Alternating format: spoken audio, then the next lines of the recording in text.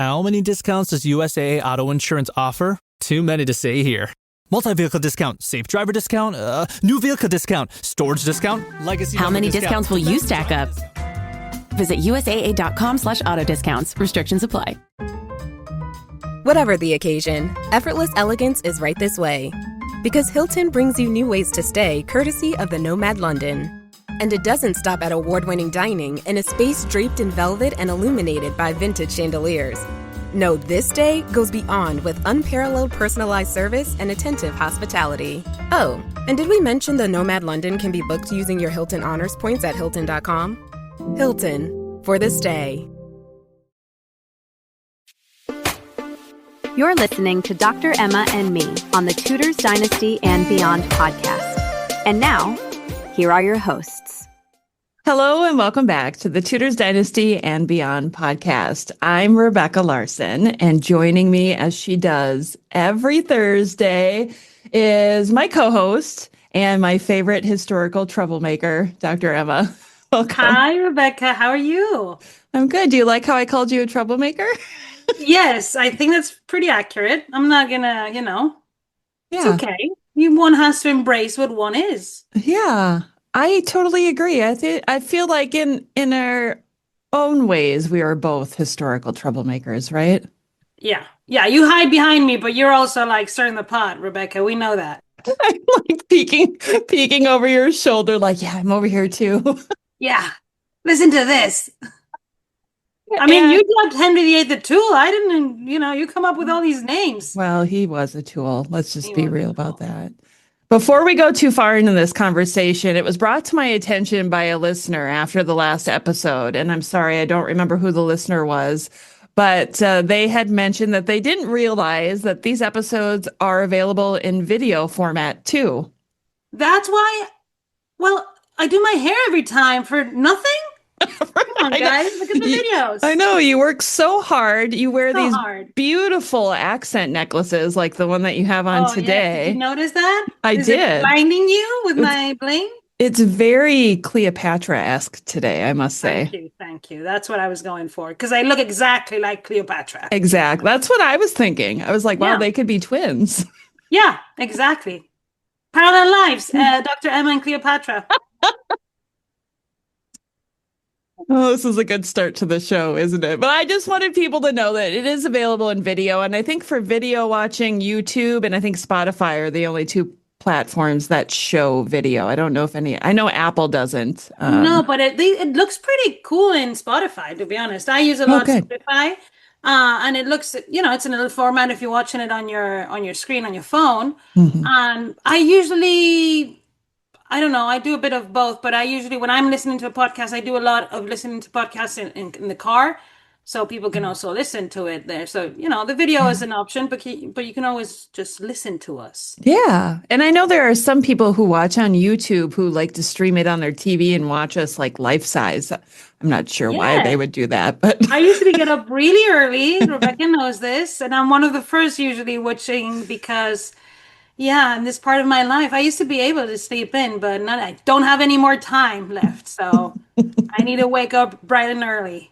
Yeah, I thought there was so many comments in those two episodes. I was surprised at how many comments there were. Not that the idea wasn't amazing. Like, I know you were trying to say that you were surprised that the idea was amazing, but it is. I was really surprised at all the comments, the positive feedback, all the suggestions, and we're making a list because you guys are doing the work for us. Thank you. I remember especially Stephen from Australia who mentioned, when are we going to talk about cool guys? I know. And I always feel like I have a moment where I groan a little bit. Like, haven't we talked about guys enough? Cool guys, not the tool and the crybaby Philip the handsome. Cool guys. Yeah.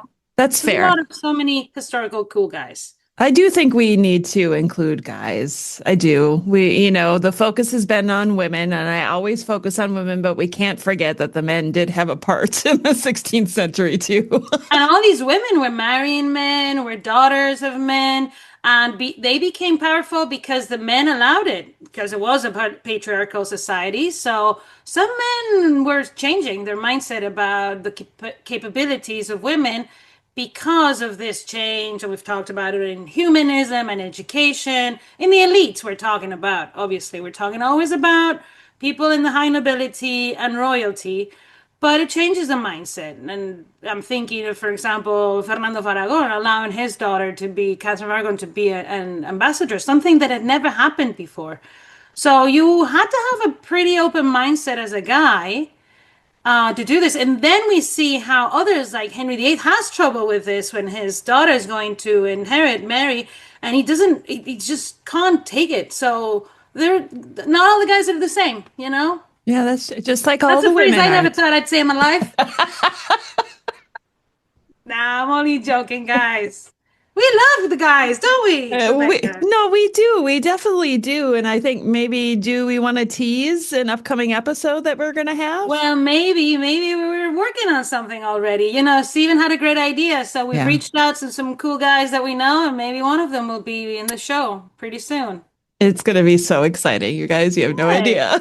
But not today, so enough of No. the guys. Go Yeah. back to wherever you were, guys. You go And to because today. today we're talking about two ladies again. We right? are. Before we get to those two ladies, I have to tell you probably the most fun comment that we got from the last episode, and I just posted this on social media last night, was from Laura P., who said, I love this comment. She said, Rebecca and Dr. Emma are like the Thelma and Louise of history podcasters. Such great chemistry. I love that. Actually, my name is Emma Luisa, so Oh, but you want to be Thelma. Let's be clear here. I mean, that was a private conversation, Rebecca. Oh, But yes, I do put want it to be out. Thelma. I mean, everybody knows the story. It's a great movie, Yeah. not for the faint-hearted, and it's a hard movie too. Mm-hmm. These women are at their peak in their careers acting. You know, this is something I can talk about for a long time because I love this movie. And then a very young, very handsome Brad Pitt is also involved. So, I mean, if I have to be Thelma, as I must.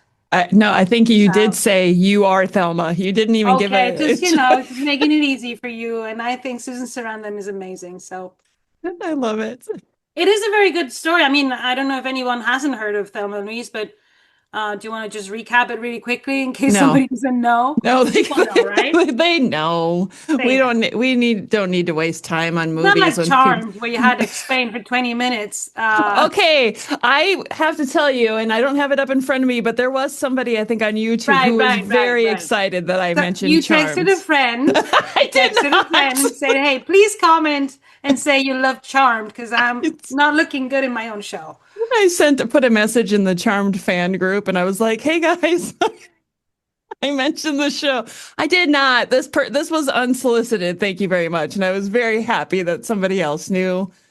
Somebody else sent something about Lazarus too, because we had talked about the Phoenix and the Lazarus and all of that. So there's so many comments out there. I've been having so much fun reading through these. I think what I'm going to do is on my Patreon page, I have a community section, and I'm going to open up the community section to everybody to come and make suggestions or talk about the show there if they want to as well. Yes. So We can have also, like, mean tweets. We could also have that. yeah.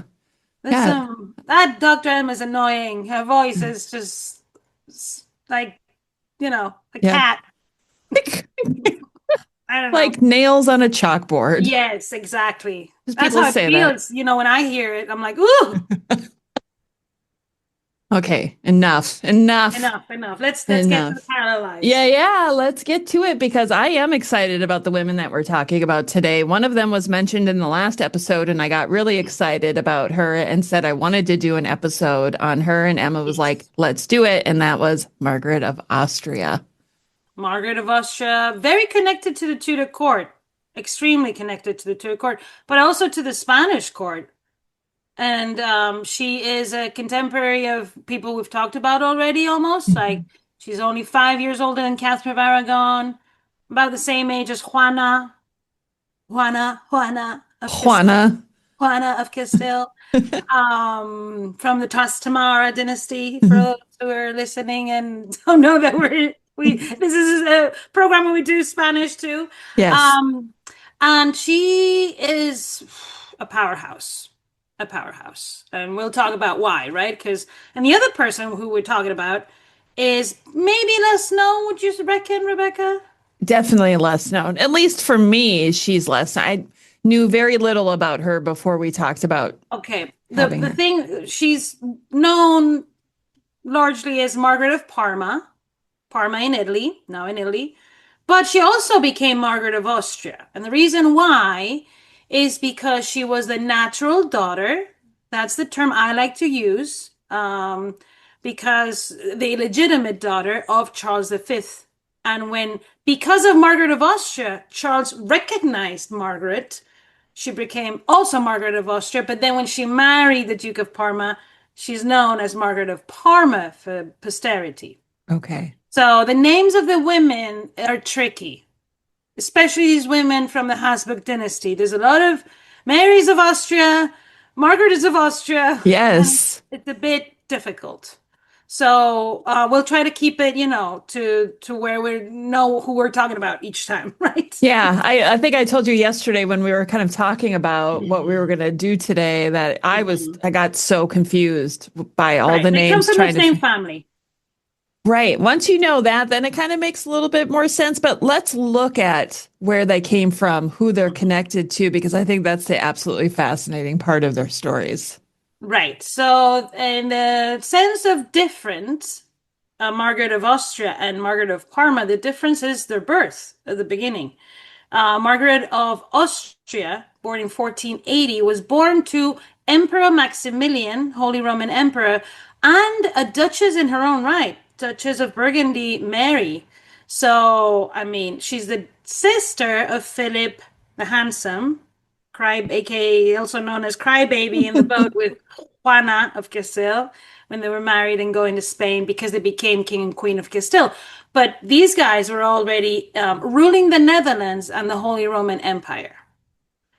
So that's where Margaret is raised, but she very early on, because she's a girl, she's used in these alliances that Maximilian is forging with Isabel and Fernando, and then he's trying to do it with Henry VII. She's a candidate to marry Henry VII when she's already a widow.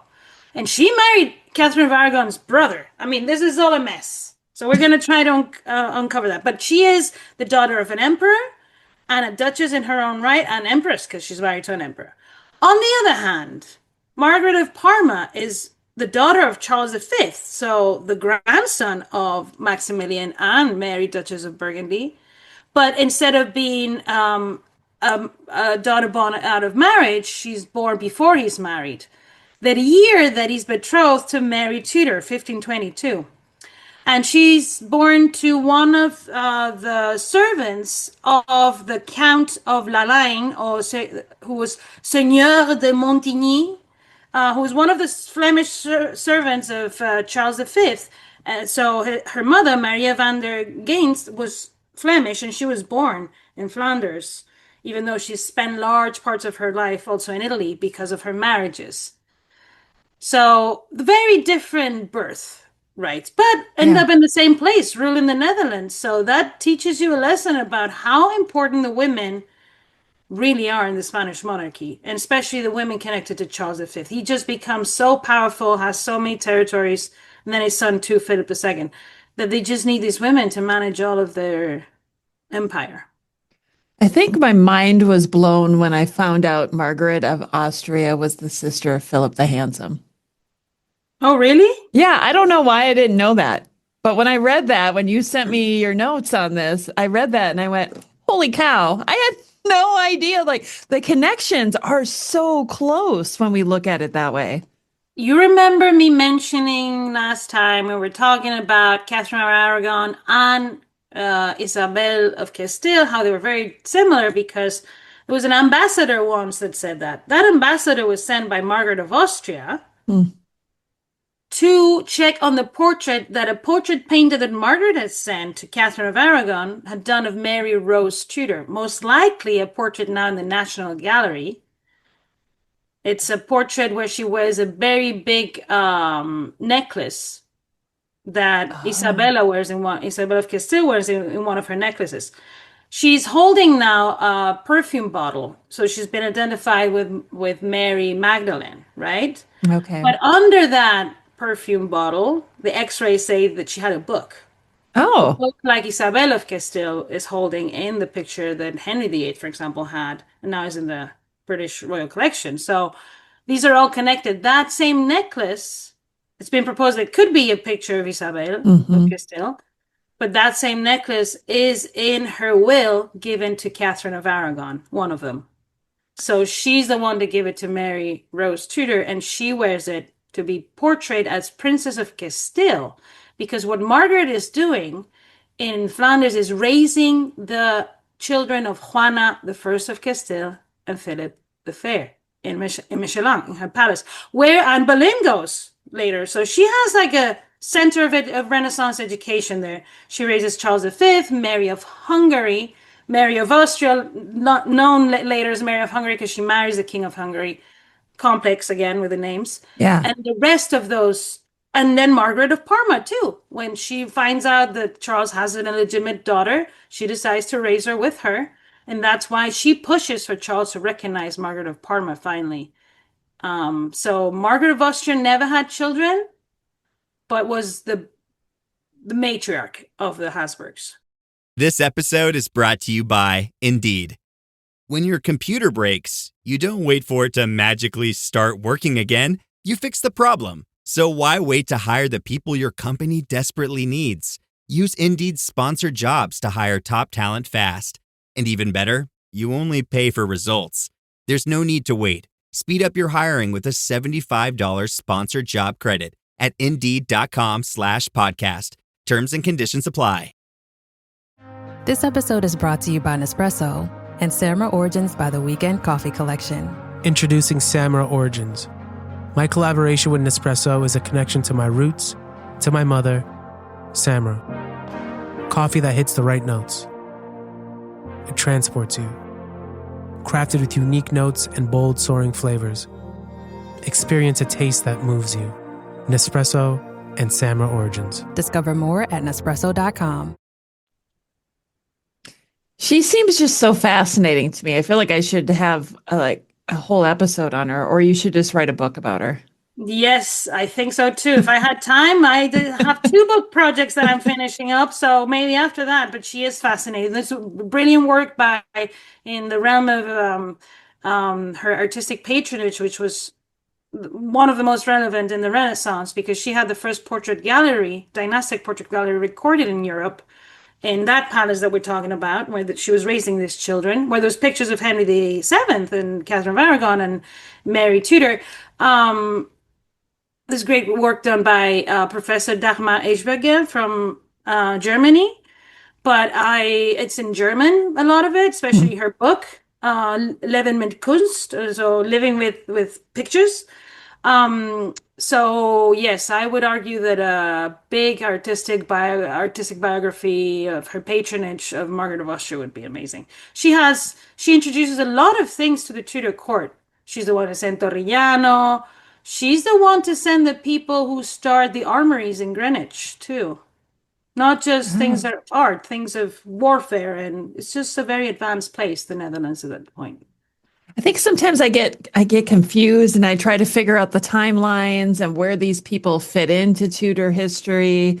So it helps when we can kind of take a look and go, well, they lived during this time and this is what kind of influence that they had on even the court of England. So listen to this. So Margaret of Austria was born, 20 years before the arrival of the 16th century. So she was 20 at the turn of the century, right? Okay. She was betrothed first to the Dauphin of France for some time, but that didn't work out. And then to the brother of Catherine of Aragon, Prince John of Spain. And she went to Spain and she married him in Burgos. And she became pregnant. But Juan died. Some said of too much loving. Yeah, overexertion. Overexertion in the loving. Yeah. Margaret was pregnant and she very tragically lost that baby. But she stays in the Spanish court for another 2 years and she teaches Catherine of Aragon French. So she teaches her the love language right after she killed her brother with the love. she teaches Catherine, because I mean that's one of the things that I think is very important to know. People tend to portray Catherine of Aragon as a prude, and she wasn't a prude. I mean, she spoke French, which was the language of love, and she, when the first years of her reign, we see the kind of courtly love that she has with Henry VIII is very sensual and very, it's very in tune with courtly culture too.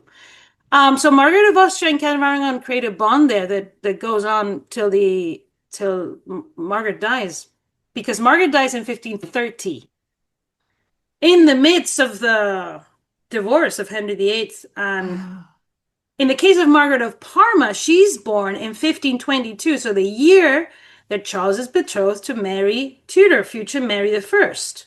Okay. Okay, and she dies in 1586, which means she goes on to live in the Elizabethan era. And what I want to point out, why it's very connected to the Tudors, because the Netherlands and England are very, very close by. England depends a lot on many things from the Netherlands.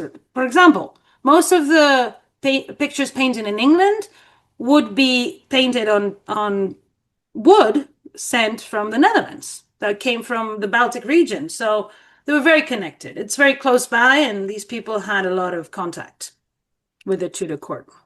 But I hope this isn't a dumb question, but the Netherlands is part of the Low Countries, right? Right. And this is something that Alejandro Vergara explained very well when we were talking about carapaters, because sometimes it's confusing, right? So in terms of territorial terms, there's a clear difference between the 15th and 16th centuries and then the 17th centuries when there's a revolt from the Spanish rule of the Netherlands, and then there's another region that becomes, and there's the northern part and the southern part, and the southern part remains Catholic under the Spanish rule, and that eventually becomes Belgium, roughly. Okay. And the other part is what becomes the Kingdom of Holland now. So we tend to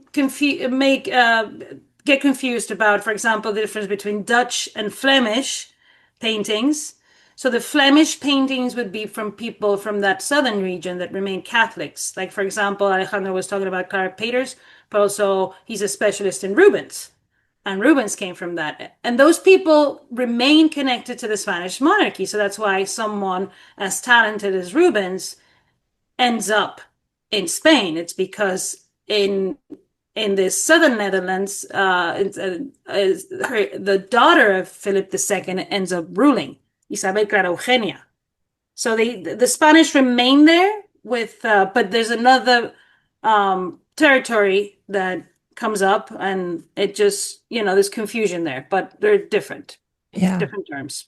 I think I mentioned to you the other day that Mary of Hungary had a connection to Thomas Seymour, which I would love to learn more about, because in the early 1540s, he was a diplomat and he was sent to the Low Countries as an ambassador and spoke with her. Yes. We love the ambassadors, don't we? I just think it's really interesting when you start connecting these people and you see who knew who and what they were discussing. And I feel like that's a period that I need to go back and revisit, because I feel like he spent a lot of time over there. So Mary of Hungary could have been in this episode of Parallel Lives, because really why I brought these two women together, Margaret of Austria and Margaret of Parma, and we can include Mary of Hungary in the middle, is because they ruled the Habsburg Netherlands in the name of Charles V and Philip II of Spain. So they are women connected by family bonds to them that become rulers of this. So that's why, for example, Mary of Hungary is the one who receives Holbein when Henry VIII is thinking of marrying Christina of Denmark, who is her niece. Yeah, and she paints that portrait that is now in the National Gallery. She's the one who said she'd marry Henry if she had two heads. Yeah. Yeah. I love it. Christina, and you see this picture, full-length picture, beautiful, beautiful woman. And Henry liked it, and he was like, but think about this. For all he had done to get rid of Catherine of Aragon, then he wanted to marry another Habsburg. Catherine wasn't a Habsburg, but she was connected to them. So he was like, maybe that wasn't that bad. And Mary of Hungary also sends stuff to England via Erasmus, like portraits and things and she has great connections to women that we haven't brought up a lot in this podcast, but we should be talking about all the time. The daughters of Thomas More. Yes. So, for example, Margaret Roper, she has a close connection to her, and they're sending, especially think about it, during the years of the annulment, it wasn't just about Catherine of Aragon and Henry VIII. It was about the Catholics versus the new faith, right, that Henry was going to impose. So imagine the family of Sir Thomas More. After he, what happens to Sir Thomas More, remind me? He loses his head. He loses his head. So Christina wasn't that far off when she was thinking, Henry kind of chops off the head of people. So Yeah. Yeah. And in case of Margaret of Parma, she has a lot of trouble because of this conflict, confessional conflict, religious conflict is getting out of hand, really. And Philip II of Spain sends the Duke of Alba, who to kind of like control the situation. And Margaret is like, I don't think the Duke of Alba is going to be well received here. And he's like, don't worry, he'll be fine. And it wasn't, because he should have listened to Margaret of Parma, but he didn't. I mean, it was just inevitable, those big, huge empires don't always sustain time, so it was also time for that area to become independent too. I mean, it's just the evolution of time, really, too. Yeah, exactly. Yeah. But these women are all connected in that sense. They all are governors of the Netherlands in the names of the men that are absent because they're ruling other places like Spain, or Charles V travels all around Europe, really. Yeah. Yeah. But I feel like these women, we talk about these women a lot, and you've alluded to arts and patronage already in art with these women. And I'd like to go into that a little bit further, because we always talk about these women in particular being marketing gurus, right? Oh, yes. And these are the marketing gurus. These are the ones to set the standard for everyone else. And they learn from the cool guy, bringing up again cool guys. So actually, the marketing guru, the OG marketing guru, is Emperor Maximilian I. Emperor Maximilian I, who raises Margaret of Austria, obviously, because this is the dad, but also Mary of Hungary is sent to him. So we see now the connections again, right? This guy is just using people like Dürer to do his propaganda. So it's really Maximilian, the marketing dad, who teaches these two very key women, Margaret of Austria and Margaret of Hungary. And then these two women are the ones to teach Margaret of Parma. Yes. So, I mean, Margaret of Hungary could have been perfectly fine in this episode. I just wanted to use the first and last example, because then it becomes a different thing with this Isabel Clara Eugenia, who is the daughter of Philip II, who becomes co-ruler of the Netherlands. It's a totally different time and a different kind of deal. I think we have to go back a little bit, because I think you misspoke, because there's so many Margarets. You said Margaret of Hungary, but I think you meant Mary of Hungary. Mary of Hungary. There's no Margaret of Hungary. You're right. There's a lot of Margarets. Maybe she's there. We haven't. I knew this episode was going to get tricky. I'm sorry to the listeners if you get confused with the names. I get confused with the names. I've been studying these women for years. So it's basically Maximilian the Emperor. Yeah. Yeah. He marries a Mary. Yeah, right. Duchess of Burgundy. And then he has Philip the Fair and Margaret of Austria. Yes. And then Philip the Fair has Charles V with Juana I of Castile. And then Charles V is the one who has Margaret of Parma with the servant of the Count of Lalaing. Yeah. Okay. So we have like 3 generations here. Yeah. Okay. And Mary of Hungary is Charles V's sister. There we go. And also daughter of crybaby Philip the Handsome and Juana I of Castile. Younger than Charles. Born in the toilet in 1500. Yeah, I love all of these little anecdotes that we have for these historical. In Ghent, where There had been a revolution in the arts, especially in the Netherlands, and this is something that people like Giorgio Vasari, who wrote about the lives of the famous artists, wrote about. Flanders and the Netherlands have specialized a lot in miniatures, in illumination of manuscripts and miniatures. Now we see the connections to the artists in the Tudor court, right? Yeah. And Ghent was one of those centers where Charles was born, in the toilet. It was a center of art production, of illumination. Bruges was the other one. So the first two women artists to be in the Tudor court recorded, it can be a third one from Italy, but let's leave her aside for now. Susanna Horenboot and Lavina Turnlake, they come from those two centers, Ghent, Bruges. They're two centers of production of manuscript illumination that are very outstanding.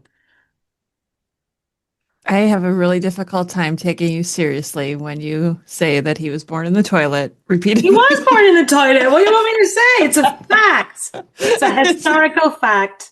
I just love that story so much. It does speak to Juana's success in having children, really. She because one of the reasons why women died very frequently was during childbirth, and she apparently had no problem to have her baby. So it was an advantage to be able to be like, oh, baby's coming. He's here. You know, it just so so women are like that. Good for them. Yeah. She just so happened to be in the bathroom when it happened. I mean, where are you going to go and have it in the middle of the Grand Salon there? And oh, wait a second. Okay. So I think I finally have my head wrapped around this family tree. Yes. I now understand we're kind of looking at 3 generations of people in this episode, and it makes more sense now why their lives were paralleled.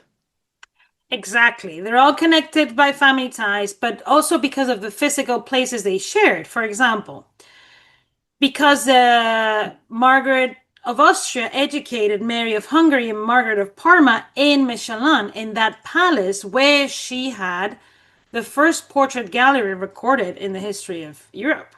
Wow. With pictures of Henry VII, Catherine of Aragon, Mary Tudor, and others, and Isabel of Castile, and her daughters. So there was, this is a place that probably they were walking around and speaking about these people when they were doing their history lessons. This is a place that Anne Boleyn was at, too. Right. Right. So she had, Margaret of Austria had not just Mary of Hungary, but also her other nieces. Because Juana and Felipe have 6 children. 2 remain in Spain because of the travels. So we talked about that. But 4 of them were there. And then she has more people from that court. And she has leading artists working for her. Bernard Manorlet paints pictures of the girls and does art for her.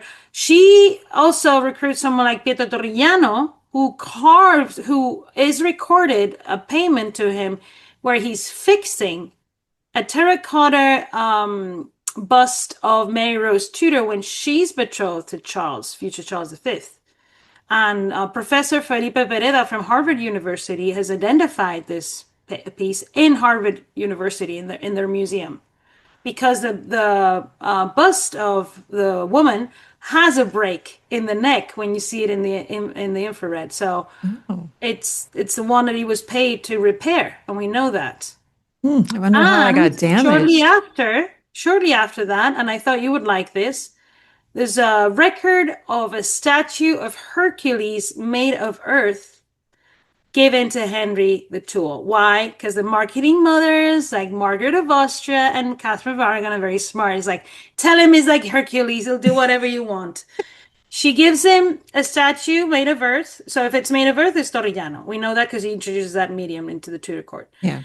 He gives him a set of tapestries because they meet in Tournai in 1514. The year after he wins, he captures those French cities. Yeah. Margaret is like giving him gifts and saying, you're the best, you're the most handsomest king of England there ever was. Here's some tapestries. Hercules, probably with his face, Probably. And Henry was, so Henry had a close relationship with Margaret also. So this is, Margaret helped to build the Renaissance court of Henry VIII Catherine of Aragon. But by the time Margaret of Parma is in charge, Elizabeth doesn't want to know anything about the Spanish or the Habsburgs, right? Right. The Yeah. rivals. Yeah. And that has a reflection in her portraiture, I'm afraid. It does. She doesn't have it? she doesn't have the Antonis Moors and the Bernard Orles, and she doesn't. Occasionally, she rules for a long time. She has some good painter, but usually portraiture is good in the until Mary Tudor dies. I don't think I can name one artist who painted a portrait of Elizabeth I. Yeah, she has Hilliard paint her miniatures. Those are very good. He's that's right. Miniaturist, and he paints larger pictures of her. Lavina Turnlake give her many pictures of her in her New Year's. And with Hilliard writes a book on the art of illumination where he mentions a conversation, and this has been studied very well by Elizabeth Goldring, who wrote about Hilliard. And in this book about the art of illumination, he mentions when he's painting Elizabeth that he's very uneasy because she wants to be painted outside because she thinks the light is better. And she goes on a speech about how she thinks that the Italians are the best at painting, but others do these kind of shadows. So she knows about it. It's just she's not able to bring the best because she doesn't have those connections to the best artists at the time, who are still the Flemish and the Italians that are working for the Spanish monarchy. Yeah, I had never thought of that before. That's interesting that you brought that up. See, I never know. I never know what I'm going to learn from you in these episodes. Well, you just have to compare any of Elizabeth's portraits to Antonis Moor's portrait of Mary I in the Prado Museum in Alejandro Vergara's collection, and they speak for themselves. It's. Oh, when are we going to go to see this portrait, Rebecca? Next year? Next year? 2026. Well, let us know, guys, if you would be willing to come and join us to go and see Mary Tudor. She's been there for a long time. That picture was sent to Mary of Hungary as soon as it was, and she kept it. So the palace of Michelin that Margaret of Austria had, then all those paintings, some of them got moved to Coudenbeck, to another palace that Mary of Hungary had, and the picture of Mary Tudor was there, and then it was sent to Spain, and then Charles V takes the picture of Mary I with him when he retires to a monastery. That's interesting. She was the Queen of Spain at the time. I think we forget that when Charles V goes to retirement, Philip II becomes King of Spain. Mary Tudor is Queen of Spain. Yeah, but isn't it a little weird because at one point she was betrothed to Charles V? That's what I'm saying. That's what I was trying to convey. Oh, I went there. I got it. I knew what you were doing. But at this point, she is his daughter-in-law. Yeah. Yeah. Maybe he's still at the house for. What am I doing? I'm losing the plot here. No, but he didn't, because he was with Maria van der Geenst in 1522 and had Margaret of Parma. So I mean, he was fine. He was fine. He was fine. He was fine. I think Mary was just his dearest cousin that he knew. He met in person. Charles did go to England several times, and I think he just was proud that Mary was finally a queen, and hoping that she was pregnant because, Dr. Peter Svefel has argued very convincingly that Mary's pregnant in that portrait. So the future King of Spain is in her belly. Yes, and that is very important. That would have been, imagine that, if Philip II of Spain and Mary I of England and Ireland would have had a baby. Right, who would have also been King of England and Ireland. King of England and Ireland. And then he would have been a Lord of the Netherlands, all the titles that Philip had. Wow. The empire was elective, and when Charles retires, that's divided, but not the Habsburg Netherlands. The empire is one thing, and the Duchy of Burgundy and all that is different, and that still is Philip II. That's why Margaret of Parma then is his governor, because he continues to be the ruler. That's why he when he is becoming an old man because he lives until 1598, so he dies 5 years before Elizabeth I. When he realizes that this is going to be so difficult, he asks his favorite daughter, Isabel Eugenia, to go and rule there with her husband, who is also her cousin, because this is what the Habsburgs do. Actually, their motto was, the other ones can fight wars, we marry each other. Are you still quoting 30-year-old movies? Have you said cool beans in the past 90 days? Do you think Discover isn't widely accepted? If this sounds like you, you're stuck in the past. Discover is accepted at 99% of places that take credit cards nationwide. And every time you make a purchase with your card, you automatically earn cash back. Welcome to the now. It pays to Discover. Learn more at discover.com/credit card, based on the February 2024 Nielsen report. If you went on a road trip and you didn't stop for a Big Mac or drop a crispy fry between the car seats or use your McDonald's bag as a placemat, then that wasn't a road trip. It was just a really long drive. Ba-da-ba-ba-ba. At participating McDonald's. Yikes. Yeah, I don't know that I would be proud of that one. Austria marries while the rest go for war, and they married their cousins. I mean, Philip II's fourth wife is his niece. When you think of it this way, now that you've said it the way that you have about the marrying. Did I make it weird? Because it's weird. No, I don't think it's. I think it helps me understand a little bit better the pressure that was on Mary I and Philip to have an heir, because that heir would have been so powerful had they survived. And especially to be brave enough, she was in her late 30s. Yeah. She'd never, she was a virgin. To go to like be like, well, we'll have to see what happens, and to have faith that was going to go through. It was unfortunate that she did have a couple pregnancies. This is one of my biggest, pet peeves, is when people talk about phantom pregnancies of Mary I don't know why they do that, because, first of all, she was never seen by a gynecologist, so we don't, know what happened there. And then Peter Stifel again has argued the ambassadors mention things. I'm not going to go into details because it's a bit gruesome and all that. But why doubt that, It's just very misogynistic. And it's because she was a Catholic, and then, the Catholic faith didn't continue in England. And that's why it's all been made into this big mess, that she had phantom pregnancies and Philip hated her and she was ugly and all the things we've heard, and she was a fanatic.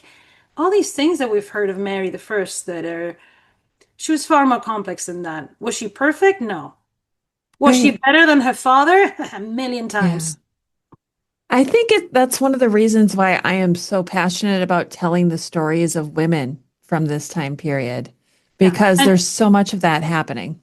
And these women that we're talking about, parallel lives again, Margaret of Austria, and they are all connected to Mary. And even though most of them don't meet them, because Charles does meet them, but not the rest, they are their dearest cousins. And that's the way they refer to each other. They love each other. They send each other pictures. So, for example, Mary receives 10 pairs of gloves, like those gloves that she wears in the Antonis More portrait. When we go to room 56, hopefully with Alejandro, who might take us around if he's not very busy. The women that are portrayed, and the men, because we talk about cool dudes too, that are portrayed in those portraits wear the same gloves. And Alejandro installed, had an installation made there so you can smell what those gloves used to smell like, because these gloves were perfumed. The Renaissance didn't smell that well. I know we think it as very colorful and pretty, but it wasn't usually the smells were not the best. So these gloves were a way, so you go into somewhere and you're like, oh, I'm just going to put my glove on my nose for a second. And you can press a button.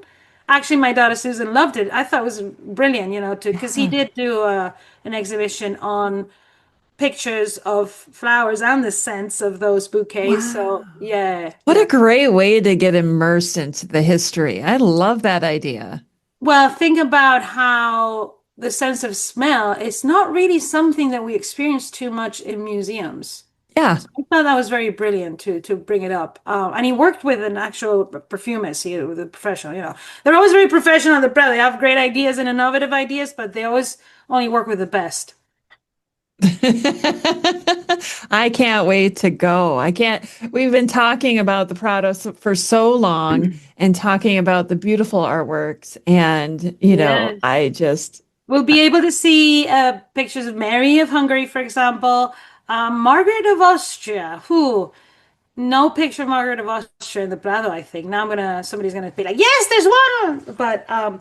But for example, Margaret of Parma was also painted by Antonis More in a very stunning depiction that I think is very similar to the Antonis More's portrait of Mary, because she's looking at you and she's in charge. And that's what I think Antonis More knew how to do when he portrayed the women who were in charge. He knew how to convey that idea of she's looking at you like, get a move on, do what I asked you to do. And, Yeah, shows the power behind it. Yeah, and she has been vindicated lately, Margaret of Parma, because she's less known than the other, Mary of Hungary, who was vindicated largely in the first edition of the Female Perspective in the Prado. There's documentaries to her in their website and everything. You can go and check that out, because she owned the largest collection of Titians, and she was the leading Renaissance patron of the arts. But in the case of Margaret of Parma, last year they had an exhibition on her in Oudenaarde. I never know how to pronounce these names in Belgium. If anybody from Belgium is listening, please let us know how you pronounce this. Last year there was a large exhibition dedicated to her because she was a big deal and she should be vindicated. So you can check out the catalog for that. All the resources in the Female Perspective in the Prado, also for Mary of Hungary. And in the case of Margaret of Austria, I would recommend you the works of Dagmar Eichberger. There was a very cool exhibition that she curated, Dagmar Eichberger, who's super nice, by the way, comparing her to Margaret of York. Oh, there you go. Interesting. Margaret of York became Duchess of Burgundy. Yes. And she was a leading patron of the literature, the arts, and that. So they're all connected. They really are. This is the part about studying history that I absolutely love, when you can find all these connections between people. I can't even tell you. Like, I just want to go do a bunch of research now. I want to dive in and just dig and see more connections. I'm going to tell a very cool anecdote that connects Margaret of Austria and Catherine of Aragon, and just so you can see how important these women are in the spread of Renaissance portraiture. Okay? Yeah. So Margaret marries, as we said, John of Spain. He dies. She's pregnant. She loses the baby. She then goes and marries the Duke of Savoy. And he dies too. So Margaret, I don't know, Margaret, were you doing something to these men? And then she's a widow, so she's a Dowager Duchess of Savoy, and she becomes the governor of the Habsburg Netherlands, right? Mm-hmm. After. In 1505, Philip handsome, crybaby, is thinking, you know what? Henry the Seventh needs a wife. So I'm going to send 2 pictures of my dear sister, Margaret of Austria, to him, because she's now, single again. And she sends 2 pictures to him with an ambassador. And the ambassador arrives, but because Philip is king of Castile with Joanna, he goes first to visit Catherine of Aragon, because she's the sister of Joanna. So he has to go and pay his respects, right? Yeah. Catherine, her mother had just died, and she is also involved in another marriage project for Henry VII to marry him either to Juana, her sister, or to her other single cousin, Juana of Trastámara, who is the Dowager Queen of Naples. Okay, bear with me. Now we got 2 Juanas. Now we have 2 Juanas and a million Margarets and some Marys thrown in there too, and a Catherine. So the imperial ambassador arrives and he says, oh, well, I can't speak German too well, so I won't do it in German, but something along the lines of, hi, how's everyone, blah, blah, blah. And he says, I brought 2 pictures for the King of England to see his new bride. And Catherine says, can I see them? And he's like, of course. So he brings them, right? And she's like, oh, okay. One of them is still in the British Royal Collection, and you can go and check it out. We can put it in the video. Now I'm going to make Rebecca work a little bit more and put it in the video. And after the Imperial ambassador leaves, Catherine says to the Spanish ambassador, the other guy, who is telling the story to Fernando of Aragon in his report, she said, Mitchell Siddow would do a much better job than this. And when you see the picture of Margaret, it's not very good. Oh. Which means, and if you see the pictures of Siddow, the most famous one in Vienna, allegedly of Catherine of Aragon, where she's looking down, necklace with the K's, we all know that. The difference in the quality, like Alejandro also talks about, the quality in the portraiture of Mitchell Siddow with this picture of Margaret of Austria is outstanding. Catherine of Aragon is only 19 years old, but she already knows this. Wow. And she doesn't want her good friend to have to put up with Henry VII, probably. And she's big rivals with Philip the Handsome. Catherine of Aragon and Philip the Handsome hated each other. Actually, she asks him to dance when he arrives, and he's like, no, I'm still seasick. Oh, wow. What a jerk. He was a jerk.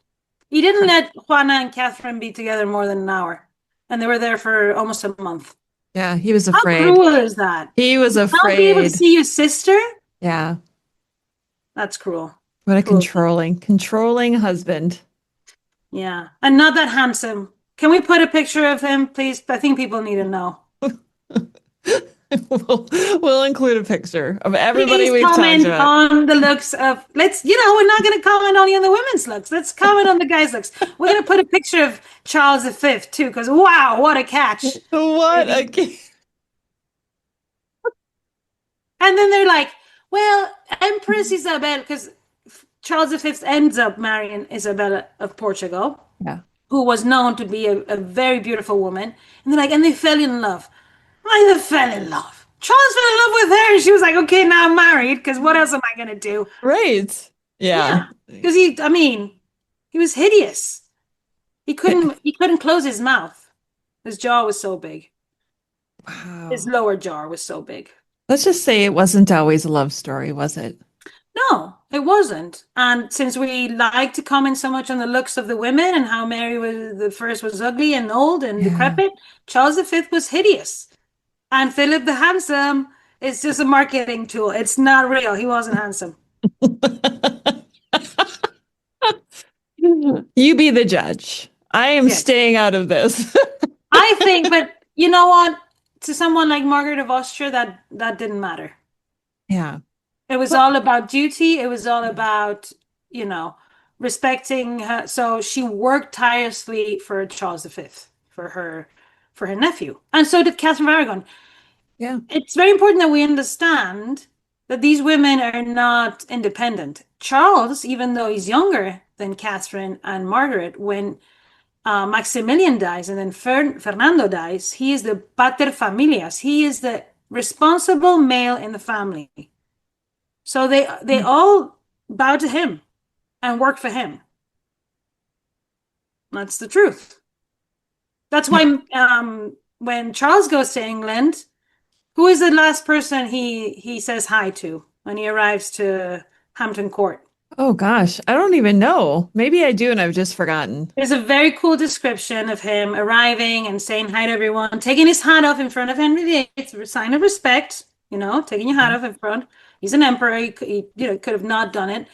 And then the description says he walks up some stairs and his aunt, Queen Catherine, is waiting at the top of the stairs. And he kneels in front of her, takes off his hat and kneels in front of her. And she smiles and she goes, rise. That must have felt so good. Oh, that must have felt so good. And they were both tiny but mighty, Yeah. Yeah. That's why they were in the top of the stairs and not down there with Henry, who was 6'2". Oh, I feel like this is always so much fun doing these parallel lives. Maybe we could cast someone for Charles V today. What? How about Pedro Pascal? I want to put Pedro Pascal in this. You just said Charles V was ugly. Why would you put Pedro in there? Because Pedro can play any role. He can make himself ugly. Yeah, even he'll be cute, even being ugly. You know what I mean? I do like him. He's got a great sense of humor. Oh, he could too. be the Spanish ambassador.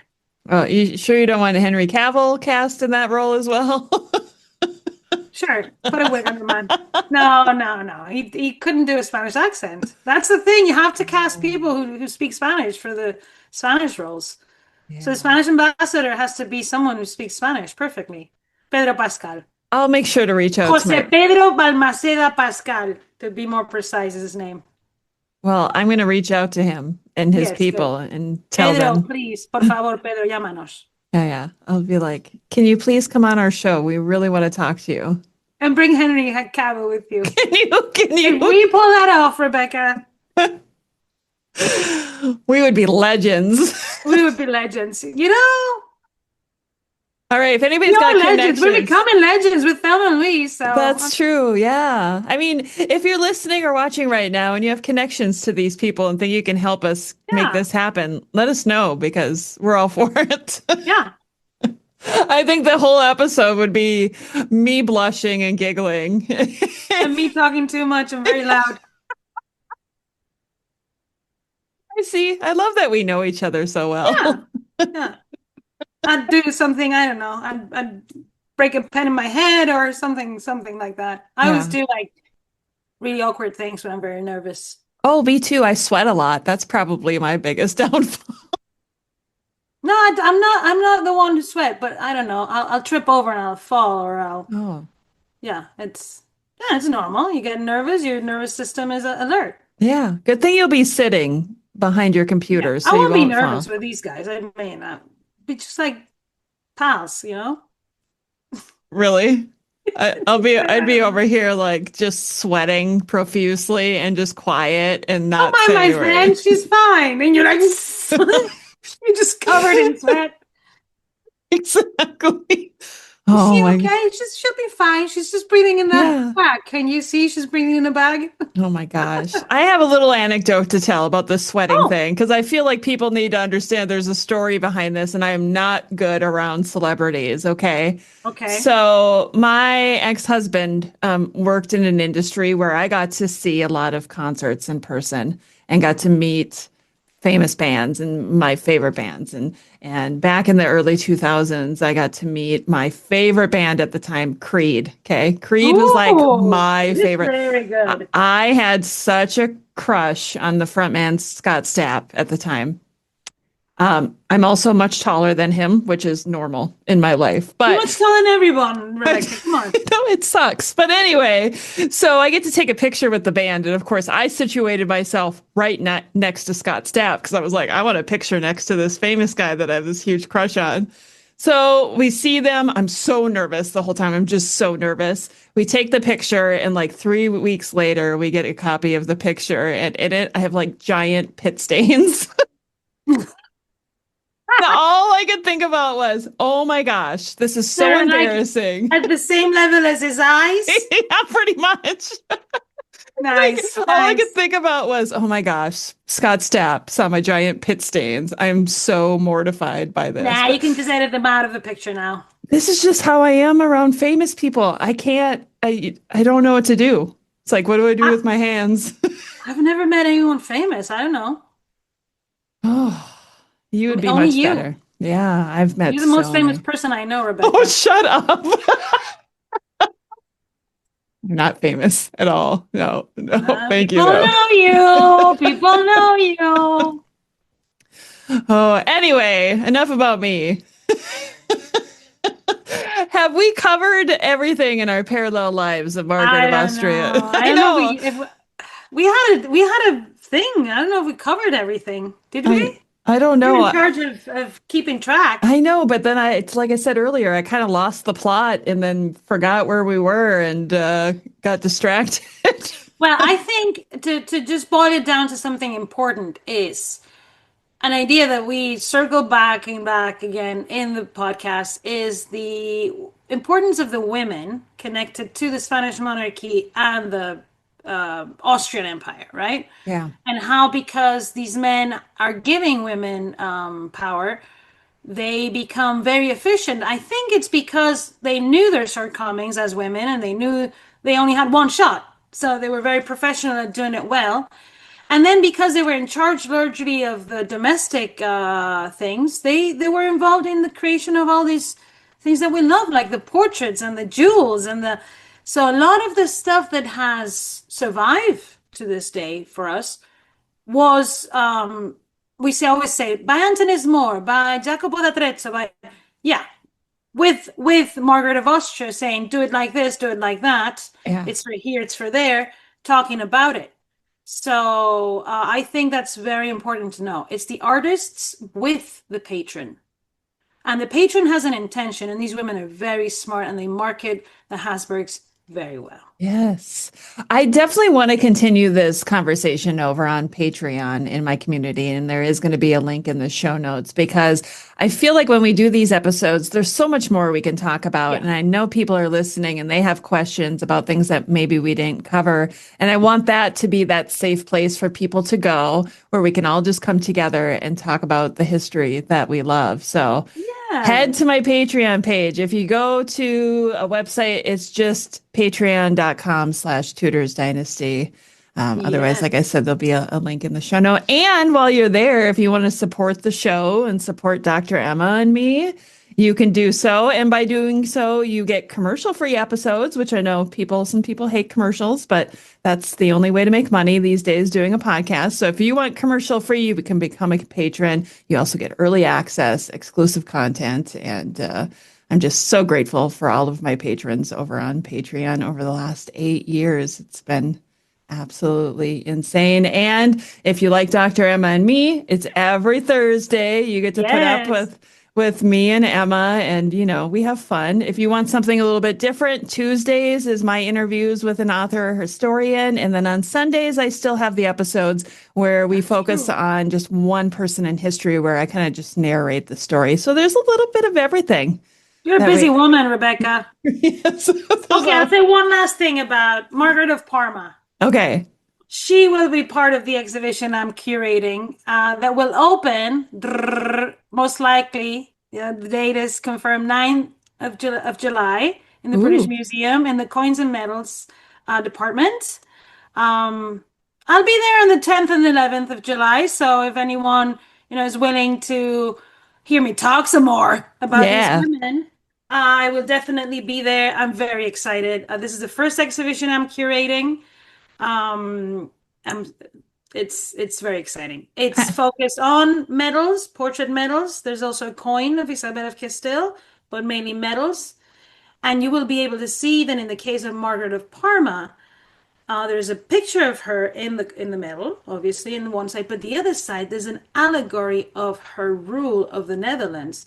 It's a very cool female figure with a sword in one hand. And it's just, you can see that she's like, I'm powerful, look at me. Yes. So I encourage everyone this summer. It'll run until October. So if you are going to be in London this summer, I'm really excited. Yes. I will. Rebecca will be there. I'll be there. I'll do a video for those of you. I know not everybody. London is very expensive and it's very far away for a lot of you. So I will take you in a couple of videos there. I'm sure I'll have time to do that. But yes, I'm so excited. I am so happy for you, and I am so proud of you for getting this exhibition. Like this is a big deal, and I cannot wait to see it in person because I know how hard you've worked at this. Yes, it's going to be called Female Portrait Medals as Visual Propaganda in Renaissance Europe, and remind everyone that it's not just the women from the Spanish monarchy and the empire, but the most happy medal will be there. There will be medals of Elizabeth I and Mary Tudor, especially, connections between women and connections between, for example, Elizabeth and her mother, Anne Boleyn. So I know that's a topic of high interest. So I think people are going to like it. But they're also going to see how these women from the Spanish monarchy and the Holy Roman Empire were inspiration to the Tudor women. So it's going to open a new perspective that, Tudor England was part of Renaissance Europe. Let me say this is going to be super controversial, as I think England is part of Europe, Ooh. Whoa! Oh my God, I'm going to get so much hate. Sorry, I'm a European. What do you want me to say? There's nothing wrong with that. There's nothing wrong with that. Emma, I think you can be proud of being I'm proud of being Spanish, but I'm also proud of being European more than ever. Be proud of it. Yes. Own it. Yeah. Well, Emma, I enjoy every Thursday episode of Dr. Emma and Me that we get to do together. It's like just getting to sit down with a best friend over a coffee or water or whatever and just chatting about what you're passionate about. Yeah, and I get to sit down with you. I love it. Only joking. I know. We tease, don't we? We tease. We do a lot. But thank you again for co-hosting this episode with me today on Margaret of Austria and Margaret of Parma. And I can't wait to talk about next week's topic as well. Ooh, surprise, surprise. I know. So we'll see everybody next Thursday. Thanks, Emma. Have a great day, guys.